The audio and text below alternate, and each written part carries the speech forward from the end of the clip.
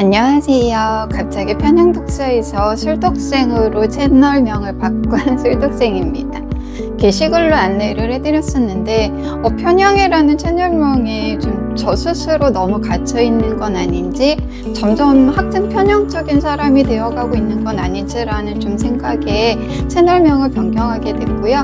앞으로 술독생 채널은 일주일 동안 읽은 책을 리뷰하는 위클리 독서생활, 한 달 동안 저희 독서 생활을 정리하는 먼슬리 독서 생활, 그리고 중간중간 독서와 함께하는 저의 일상 이야기나 독서를 통해 변화된 저희 삶의 태도나 가치관 등을 좀 함께 공유해 보려고 합니다. 앞으로 더 다양한 책과 풍부한 독서 경험으로 구독자분들 찾아뵙기 위해 더 노력하겠습니다. 오늘은 첫 번째 위클리 독서생활 시간인데요. 6월 1주차와 2주차에 읽은 책을 소개해 드릴게요. 1, 2주차에 저는 책을 총 이렇게 5권 읽었고요. 문학 2권, 비문학 3권을 읽었습니다. 첫 번째로 읽은 책은 프란스 드발의 차이에 관한 생각인데요. 이 책은 제가 좋아하는 북튜버 부크사전님이 2023년 올해의 책으로 꼽아주셔서 2024년 새해에 1월 되자마자 바로 구입해뒀는데 이제서야 6월이 되서야 읽게 됐습니다. 이 책은 일단 너무 재미있고 흥미로워요. 이 프랑스 드발은 좀 세계적으로 유명한 영장류학자인데 침팬지를 통해 인류의 정치적 기원을 찾아나가는 유명한 책 침팬지 폴리틱스의 저자이기도 합니다. 차이에 관한 생각은 침팬지와 보노보를 통해서 인간의 성차가 과연 문화적인 것인지 본성에 기인하는 것인지에 대한 좀 답을 찾아나가는 책이에요.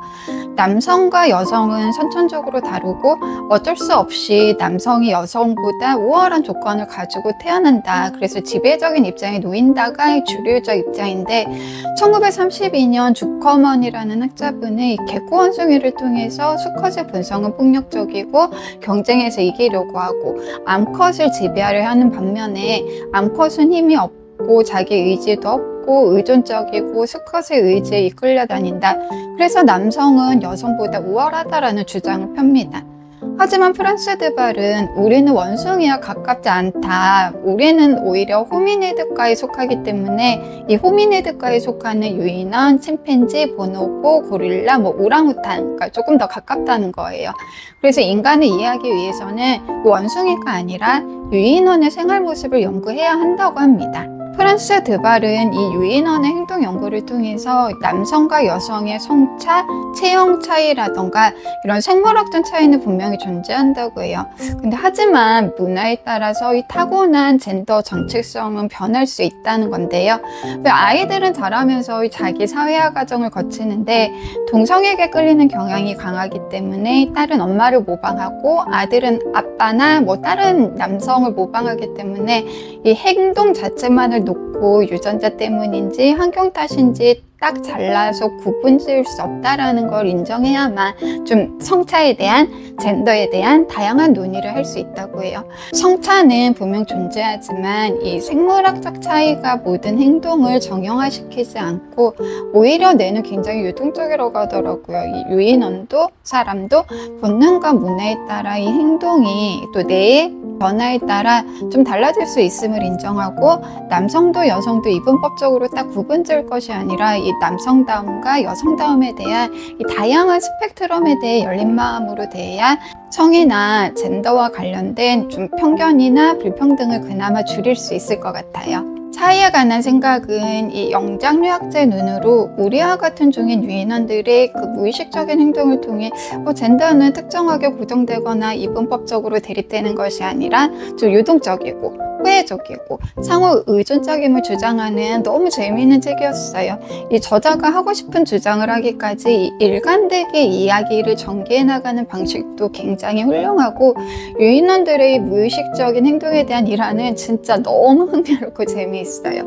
저자가 하고 싶은 주장은 좀 너무 따뜻하기까지 합니다. 나는 요즘 좀 다정함이 필요해 하시는 구독자분들은 한 번쯤 읽어보셔도 좋은 책이었어요. 두 번째로 읽은 책은 박주영 판사님의 어떤 양형 이유입니다. 박주영 판사님의 책은 지난번 월간 독서 시간에 이 법정의 얼굴들 소개해 드렸었는데요. 법정에선 얼굴들이 이 법정에선 다양한 얼굴들을 판사의 입장에서 기록하기 위한 책이었다면 어떤 양형 이유는 이 판사라는 직업에 대해 우리가 알지 못했던 이면이 좀 담겨있는 책이에요. 이 판사라는 직업은 일주일에 A4 한 1000쪽 정도 되는 서류를 읽고 판결문을 쓰면 잉크가 마르기도 전에 이제 다른 판결에 대한 서류들이 들어오고 그 서류들을 또 검토하고 판결문을 쓰는 일을 계속 반복적으로 하는 일이라고 합니다. 이 서류를 많이 보기 때문에 시력이 굉장히 안 좋아서 루테인을 꼭 챙겨 먹어야 되고 그렇게 시력을 보호해야 되고 법원에서는 서류를 이제 많이 넘겨야 되잖아요. 그 서류를 넘기는 판사들의 편의를 위해서 골무를 지급하는데 이 골무가 금방금방 닳아버릴 정도로 많은 서류를 검토한대요.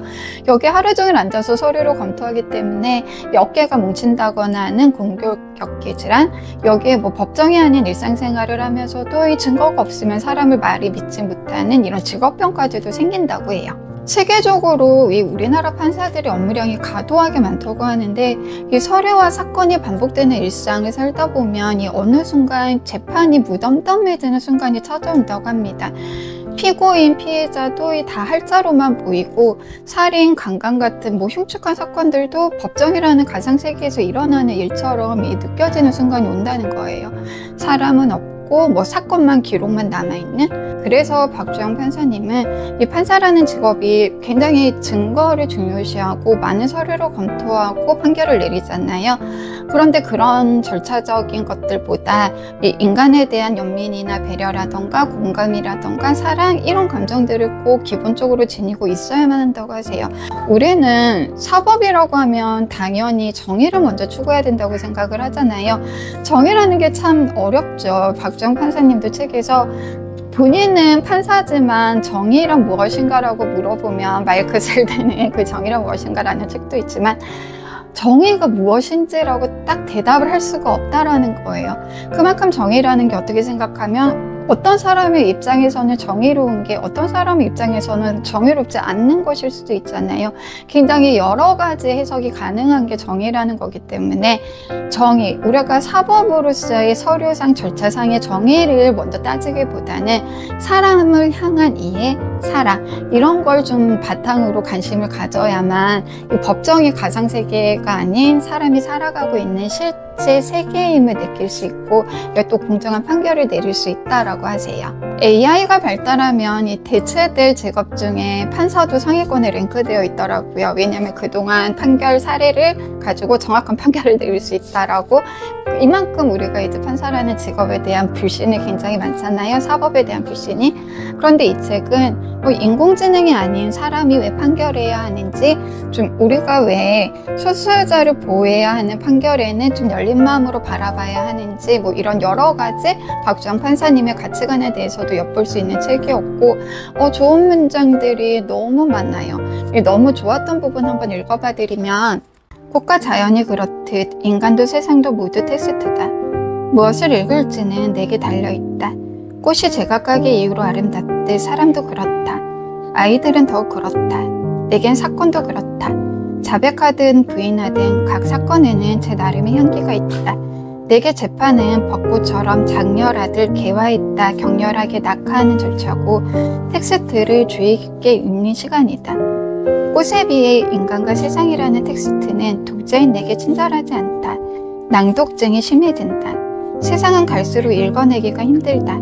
내가 작성하는 판결문이라는 텍스트 역시 불친절하기 마찬가지다. 재판은 텍스트를 이해하고 언어로 표현해 문서화하는 작업이다.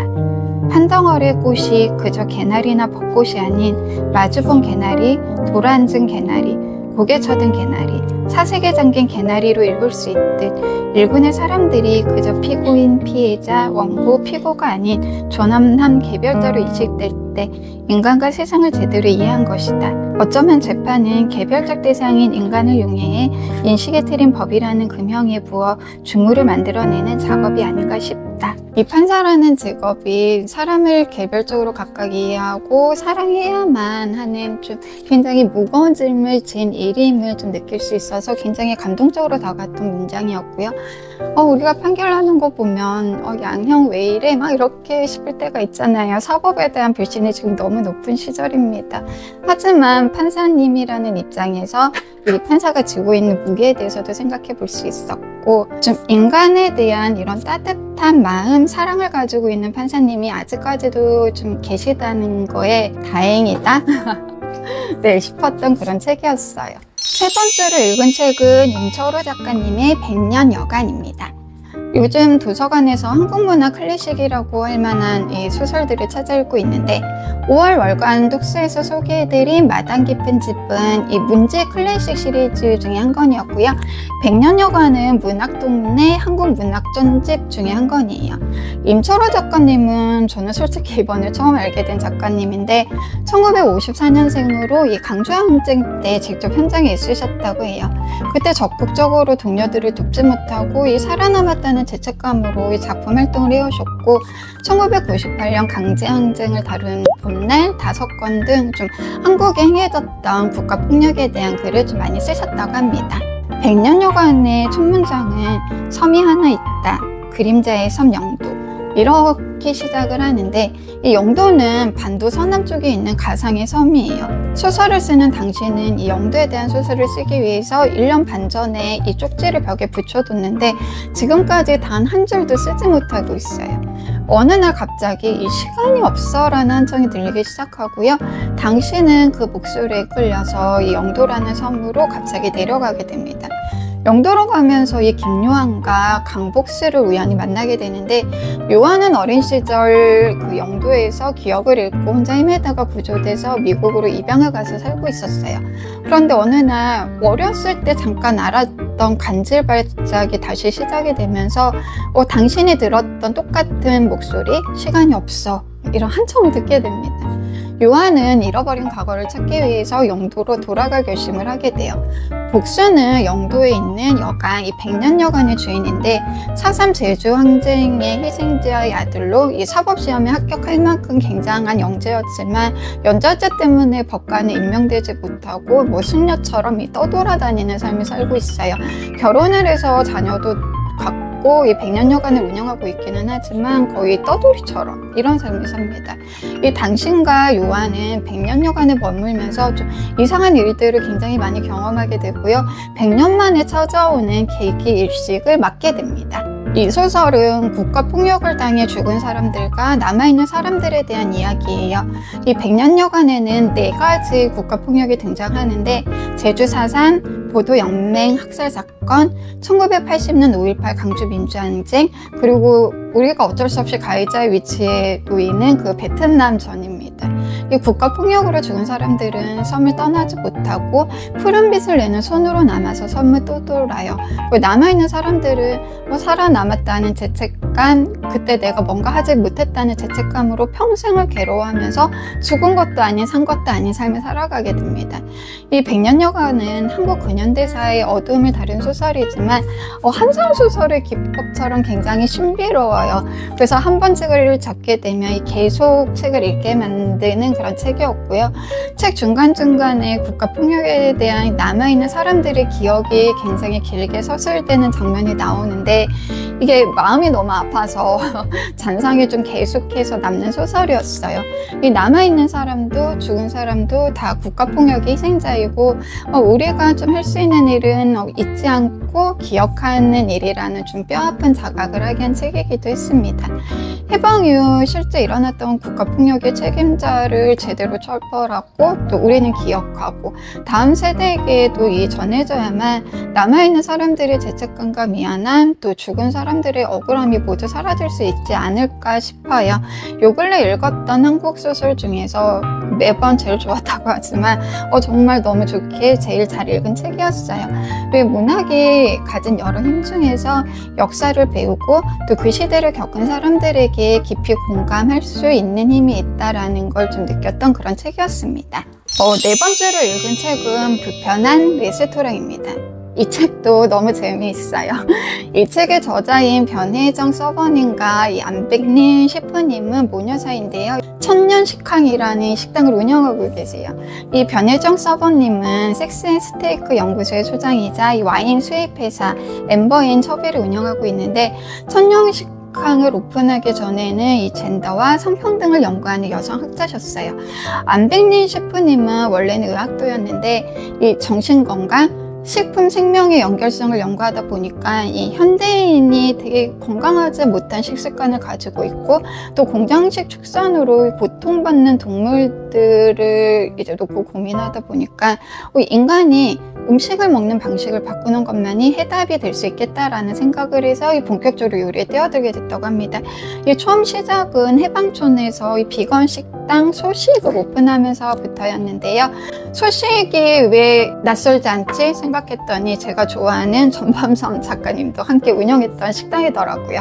이 불편한 레스토랑은 좀 제 기준에는 이상한 레스토랑이었어요.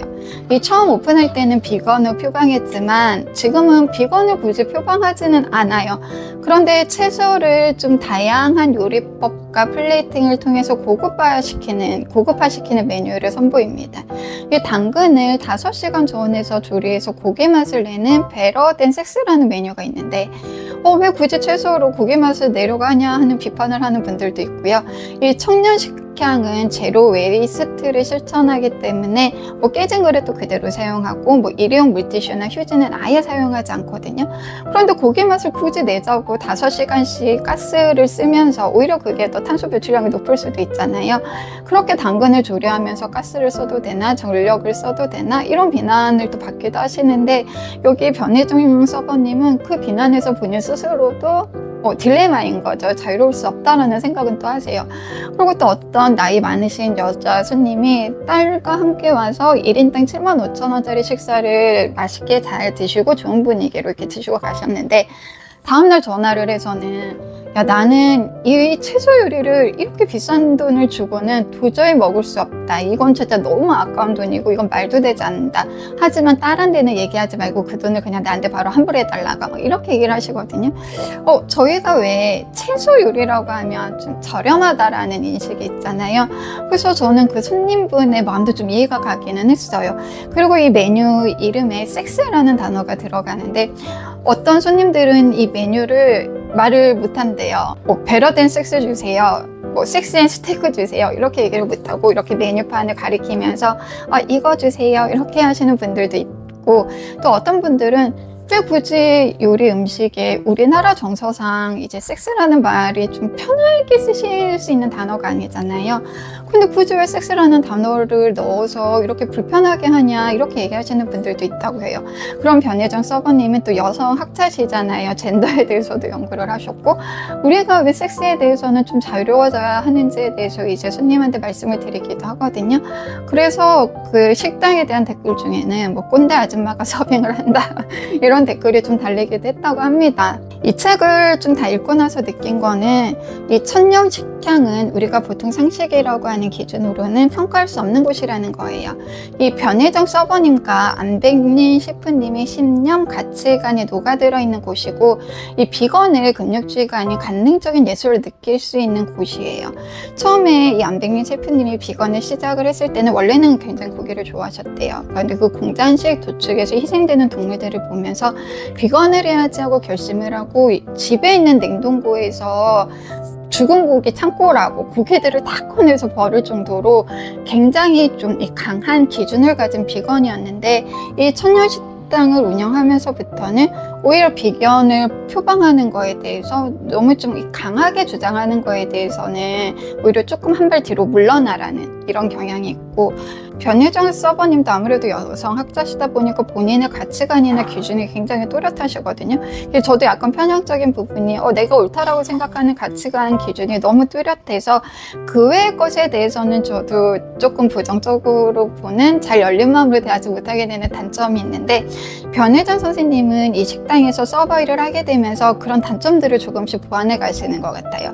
다양한 손님들을 맞으시면서 다양한 가치관을 가지고 있는 사람들을 만나시고, 비건을 한다고 하더라도 비건도 스펙트럼이 굉장히 다양하잖아요. 뭐 완전 비건이 있을 수도 있고, 아니면 뭐 우유와 유제품만 먹는 비건이 있을 수도 있고, 뭐 생선까지는 허용하는 비건이 있을 수도 있고, 뭐 저처럼 비건 지향을 하기는 하지만 되도록 채소를 먹으려고 노력하긴 하지만, 뭐 회식 자리라던가 가족이 어쩔 수 없이 외식할 때는 뭐 육식을 그래도 먹는 저 같은 사람들도 있고, 이 비건에 대한 좀 다양한 스펙트럼이 있다라는 걸 인정해가는 과정, 뭐 이런 여러 가지 좀 자신의 본인들의 고집, 기준, 가치관이 조금 사람들과 섞여 들어가는 느낌이 드는 그런 책이기도 했고, 이 채소 요리는 가성비가 낮아서 저렴해야 한다는 편견이 있는데, 여기 책에서는 채소를 재배하는 데 들어가는 농부들의 노동력을 좀 인정해 줘야 된다라는 거예요. 왜냐면 채소 요리는 고기 요리보다 오히려 손이 훨씬 많이 가거든요. 요즘은 에어프라이어도 이제 잘 나오니까 고기는 그냥 넣어서 구우면 끝나는데, 나물 반찬 하나는 하려고 하더라도 이 다듬고 삶고 무치고 이 과정이 굉장히 번거로워서 저도 솔직히 잘 안 해먹게 되는데, 이 요리하는 과정에 들어가는 노동력도 인정해서 대신에 이 채소를 가지고 최상의 맛을 낼 수 있는 퀄리티 있는 그런 재료를 써서 이런 가치를 인정받을 수 있는 요리를 판매하겠다라는 이런 신념을 지키면서 사시는 거예요. 그런 신념을 지키면서 살고 나의 가치관이 조금씩 사람들과 좀 섞여 나갈 수 있다라는 것만도, 하지만 이제 기준은 있고, 이런 삶이 좀 너무 멋지게 다가왔던 책이었고, 중간중간 요리 사진들이 들어가 있는데 이게 진짜 요리가 아니라 예술이라는 생각이 들 정도로 이 플레이팅이나 이런 게 진짜 너무 뛰어나요. 이 책 표지만 봐도 기분이 너무 좋아지는 그런 책이죠. 내 가치관을 지키며 산다는 게 어떻게 살아야 하는 것이라는 거지? 이런 좀 생각을 할 수 있었던 정말 재미있게 읽었던 책이었어요. 마지막으로 읽은 책은 김혜진 작가님의 9번의 1입니다. 도서관에서 책장 구경하다가 은율 작가님이 추천서를 쓰셨길래 대여해서 읽게 된 책인데 저는 너무 좋았어요. 이 김혜진 작가님 다른 소설들 읽어보고 싶어서 이제 다른 책도 지금 대여를 해왔는데요. 이 복잡한 사회에서 사회 구조적인 문제들은 눈에 잘 띄지 않는데, 소설가가 문학을 통해 이 구조적 문제들을 어떤 방식으로 끄집어낼 수 있는지 좀 선명하게 보여주는 그런 소설이었어요. 소설을 읽기 전에는 9번의 1 이렇게 제목을 읽었거든요. 일을 9가지를 하면서 떠돌았던 얘기인가? 막 이렇게 읽기 시작했는데, 그게 아니라 9번의 1이었어요. 이 9번의 1은 통신회사에서 수리와 설치, 보수를 담당하던 그가 주인공인데요. 26년이나 근속한 회사에서 이 저성과자 관리대상으로 분류되면서 퇴직을 권유받아요. 퇴직을 거절하자 이 출퇴근만 3시간이 걸리는 거리에 있는 PIP 센터로 발령을 냅니다. 여기에서 상품 판매를 담당하게 되는데, 여기서도 일을 제대로 해내지 못했다고 퇴직을 권유받고, 또 일을 거절하니까 지방 소도시에 있는 시설 1팀으로 또 발령을 내요. 여기서도 결국 밀려난 그는 이 회사 소속이 아닌 하청업체 소속으로 이 통신탑을 건설하는 일을 하는 78구역 1조 9번이 됩니다. 통신선 건설을 두고 이 주민들과 회사의 갈등은 점점 심해지고, 그는 일을 마무리하면 회사 소속으로 다시 불러주겠다라는 이 회사의 약속만 믿고 어떻게든 통신탑 설치 일을 마무리하기 위해서 고군분투해요. 이 컨테이너를 설치해야 하는 자리에 주민들은 음막을 짓고, 밤중에 또 그와 동료들이 그 음막을 가서 치워요. 그럼 다음날 아침에 다른 장소에 또 주민들이 와서 음막을 세웁니다. 그러면 또 치워요. 이게 계속 반복되는 거예요. 이 주민들 외에도 이 통신탑 설치를 반대하는 사람들이 모여서 반대 시위를 하는데, 그는 시위 현장 속에서 점점 인간성을 잃어가고 연민도 배려도 공감도 할 줄 모르는 냉혹한으로 변해갑니다. 이 소설은 일의 의미에 대해서 생각해 볼 수 있는 좀 너무 좋은 소설이었어요. 우리가 전에는 평생 직장이 가능했고 일과 자신의 삶을 동일시하는 사람들도 많았잖아요. 뭐 일사심이라는 말도 있었고, 직원들을 가족처럼 대하자 뭐 이런 것들도 있었는데, 지금은 평생 직장이 없어진 지 굉장히 오래됐고, 뭐 비정규직, 용역, 하청회외, 특수고용직, 뭐 고용을 당하긴 했지만 회사 소속이 아닌 사업자로 일하는 이런 사람들도 많은 시대잖아요. 이런 시대 일이란 무엇인지 단지 먹고 살기 위해서만 해야 하는 거라고 생각을 하면 이게 너무 비참하잖아요. 소설의 주인공 그는 정말 미련스러울 정도로 일을 그만두지 못해요. 이 통신사 건설일이 이슈가 되면서 이 뉴스에도 자주 나오니까 주변 사람들이 다 회사를 그만두라고 말리는데도 그는 회사를 그만두지 못합니다. 그리고 동네 주민들이 다 노인분들이세요. 연세들이 많으신데 그분들하고 몸싸움도 해요. 그러다 굉장히 큰 사건이 좀 일어나기도 하거든요. 그런데 이 그는 점점 그 동네 주민들과 자신은 다른 사람이라는 이분법적인 선을 그어요. 나는 그냥 내 일만 하면 된다라는, 이 먹고 살기 위한 이유이기도 하지만 그는 좀 일과 자신의 지난 삶을 좀 동일시해서 차마 그만두지 못하는 거예요. 그리고 회사에서 살아남기 위해서 이성적인 사고까지도 다 마비가 돼버립니다. 이 먹고 살아야 하고 회사에서 살아남아야 한다는 이 절박함이 좀 사람을 어떻게 변하게 할 수 있는지, 또 자본주의 하에서 이 기업이 인간을 어떻게 쓰다 버리는지 좀 참혹하기도 하고 슬프기도 하고 그랬던 책이었어요. 좋은 소설가를 알게 돼서 너무 좋았던 책이었고, 이 책을 시작으로 좀 잘 몰랐던 한국 현대 소설가님들도 책도 꾸준히 찾아 읽을 예정입니다. 지금까지 6월 첫째 주, 둘째 주에 읽은 책 소개해드렸고요. 본격적으로 여름이 시작됐어요. 더위에 지치지 않게 건강 잘 챙기시고요. 다음 주에도 한 주 동안 읽은 책으로 찾아뵙겠습니다. 오늘도 영상 시청해주셔서 감사합니다.